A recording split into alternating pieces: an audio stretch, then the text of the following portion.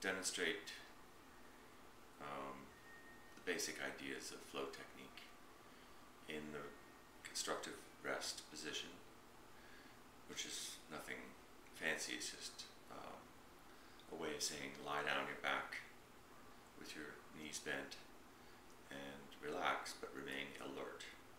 So that's the difference. It's not a meditation or a nap, really. So I'll do that, and then I'll describe some of the motions of breathing and how to begin to control them, beginning with the pause at the end of the breath.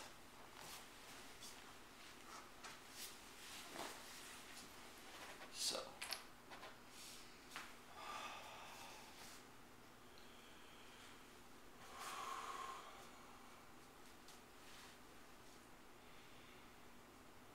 I take a couple of deep breaths, just kind of relax into all my limbs. Maybe bring my shoulders up towards my ears and then just relax them back and down as far as they want to go. But you don't need to pull them all the way down to where they were. Leave them floating up there. And notice how much space there is underneath those shoulders. Your lungs start just beneath your collarbone. Your first rib starts just beneath your collarbone.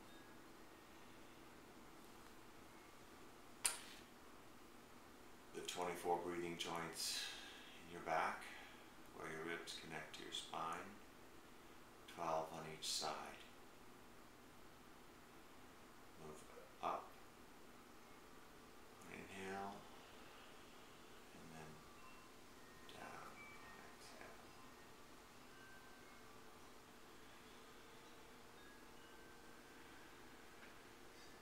Now we begin with a pause at the end.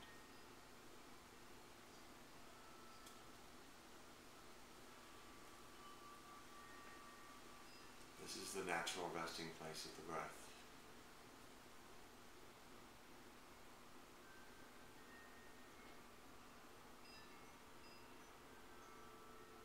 And it's also the best place to begin to learn to control the breath.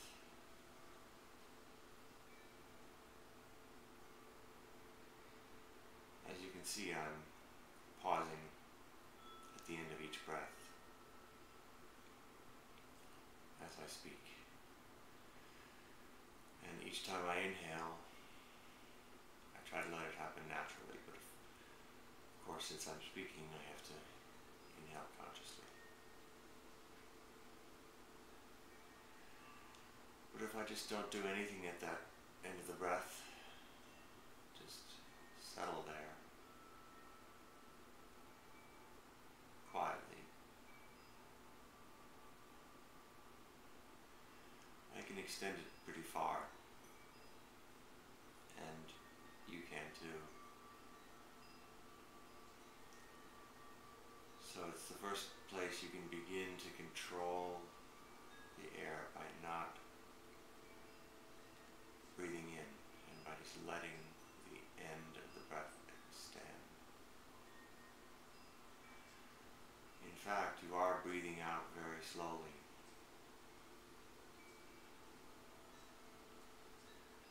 For quite a few seconds after you finish exhaling.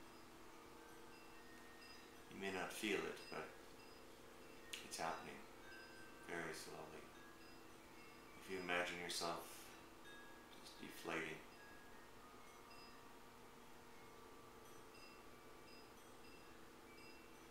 you may even be able to feel it in your throat or in your nose, a slight movement of air.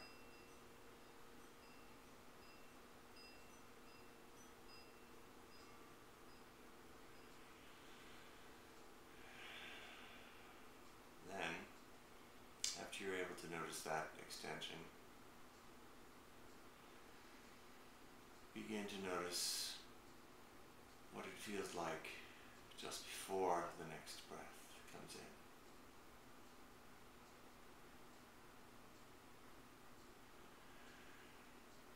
You may feel kind of an opening in your sinuses, in your nose, in your throat, like you're about to smell something really good.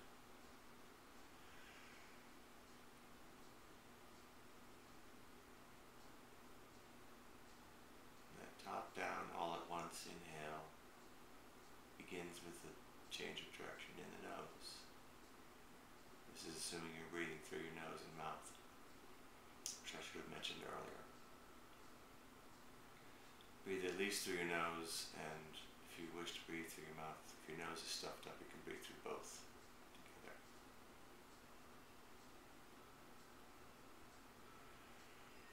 So after you become comfortable with the top down all at once inhale, which begins in the top rib and moves all the way down the torso. It begins actually in the top rib and the abdomen at the same time, but very slightly top down feeling, direction and relationship. So it happens all at once, but top down.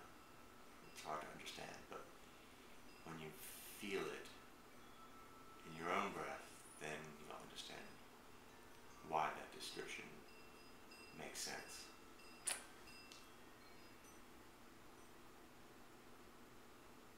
So we've learned to do two things now.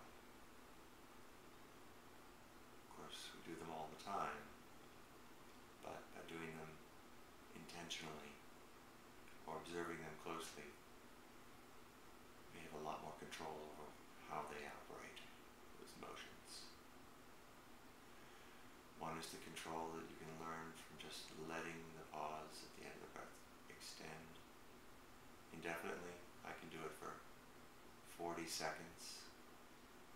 Just remain still at the end of my breath.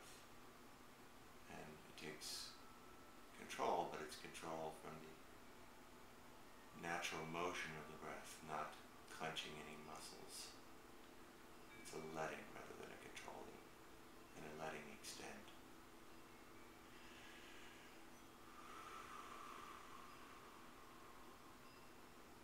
Now, for the next level of this, on your next top down all at once inhale,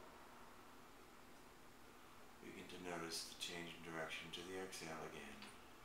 This is the hardest place in the breath to understand and learn about, and to do it without screwing up. And fortunately, this is also the place that all wind players and singers need to control the best, is this change in direction, because we have to take quick inhales and then suddenly change directions without a bump in the sound. So, when you begin to notice the top turn a little bit and are able to keep it smooth, actually one secret for doing that is to not take too much air. Don't try to do a big, shoulder, chesty air intake, because that's not useful air for performing. But it certainly should be a pleasantly full inhale, and that should happen automatically, will happen automatically if you extend your pause at the end of the breath long enough. Anyway, back to noticing this top curve of the breath, top turn.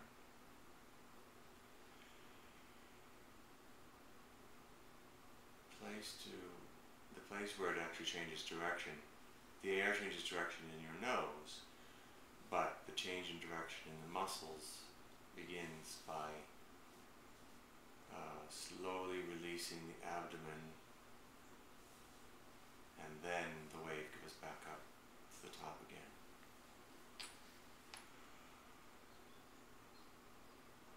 So it's a bottom up all at once wave.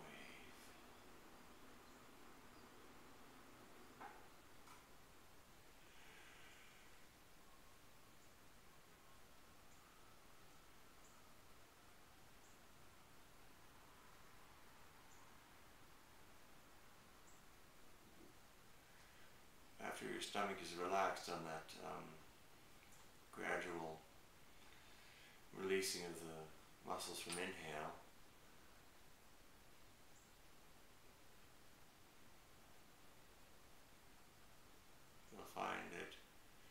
rest of the air flows out fairly naturally. It's easier to control. Now try making a hissing sound at the top of a wonderful top down all at once inhale.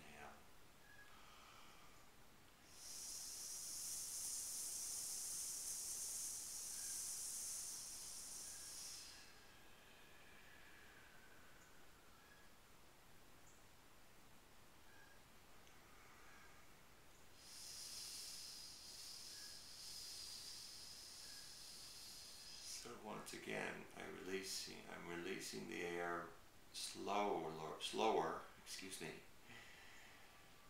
by just allowing my abdomen to relax slowly.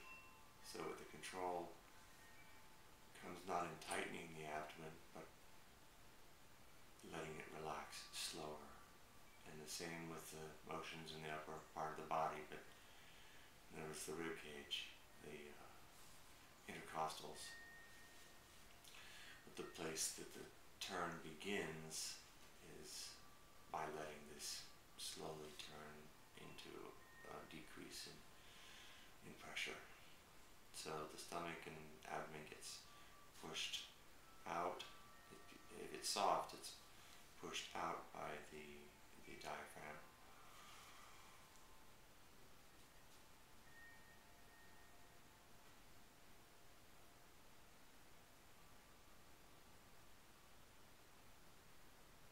And as you can see, I put my hand and my finger on my stomach near my belly button. And I just feel it sort of resisting, just dropping. If I just relax on the inhale, the abdomen just drops and everything collapses. As it should. That's a natural exhale. So by just preventing the stomach from dropping too quickly, or the abdomen, you begin to control the exhale. So that's a very important point. And when we get into a little bit more advanced technique, we'll learn to keep the ribcage open separate from the release of the stomach. But that's a much more advanced exercise. So that's it for this flow breath.